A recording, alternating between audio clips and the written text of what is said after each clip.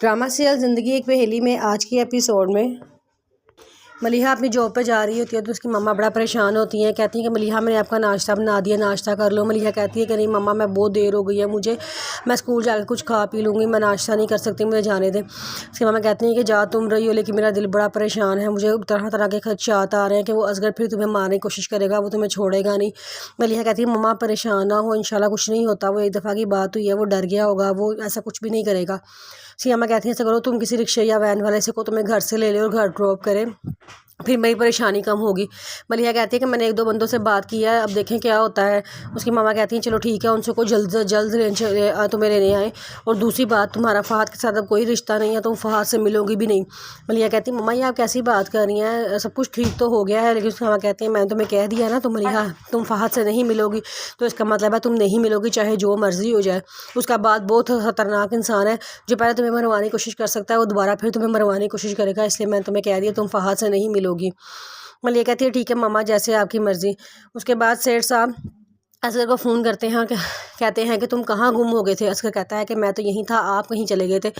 तो सेठ साहब कहते हैं कि मुझे ये बताओ कि तुम ने उस लड़की का क्या किया है। कहता है आप फिक्र ना करें, इस बार वो बिल्कुल आपके रास्ते से हट जाएगी। जिस पे वो असगर साहब का सेठ साहब कहता है कि हाँ पहली बार तो तुमने उसे गलती से छोड़ दिया था, तो अब भी मैं तुम पे कैसे भरोसा कर लूँ।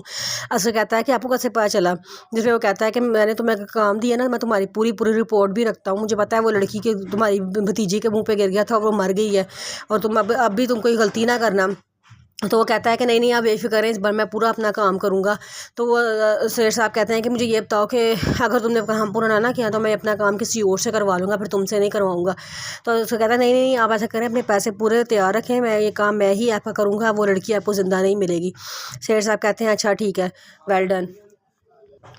आयशा की मामा आयशा को याद करके बड़ा रो रही होती हैं। उन्हें आयशा के साथ गुजरे हुए अच्छे वक्त याद आते हैं। वो आयशा के कमरे में जाती हैं, उसकी एक एक चीज़ को हाथ लगा के बहुत रोती हैं।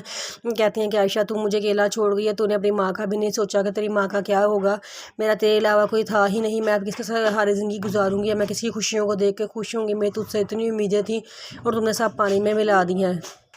कोई बात नहीं, अगर तुझे पुलिस पकड़ के ले भी जाती तो कुछ अर्से बाद तुझे छोड़ देती, कम से कम तू ज़िंदा तो होती ना, मेरी नज़रों के सामने तो होती ना। तुमने मर के अपनी ज़िंदगी ख़त्म करके मेरे लिए कितना बड़ा दुख मुझे दे दिया है। असगर अपने दोस्तों को कहता है कि भाई इस बार पूरे तैयार हो, इस बार कोई कोताही नहीं होनी चाहिए। इस बार जो हमने प्लान बनाया है ना, हमने इस पर पूरा उतरना है, चाहे जो मर्ज़ी हो जाए। हमने उस लड़की को मारना ही मारना है, ताकि हमें 50 लाख रुपए मिल जाए। उसमें से मैं तुम लोगों के 5 लाख तो मैं वापस कर दूंगा, बल्कि 5 लाख तो क्या, मैं तुम्हें 10 लाख रुपया दे दूंगा। बस तुम लोगों ने काम बिल्कुल ठीक करना है और उसी लड़की को मारना है जिसका मैं कहूँगा। तो वो कहते हैं कि ठीक है तुम बॉस, तुम परेशान ही ना हो, इस बार हम तुम्हारा पूरा साथ देंगे ताकि हमें हमारे पैसे मिलें और हम अपने काम करें।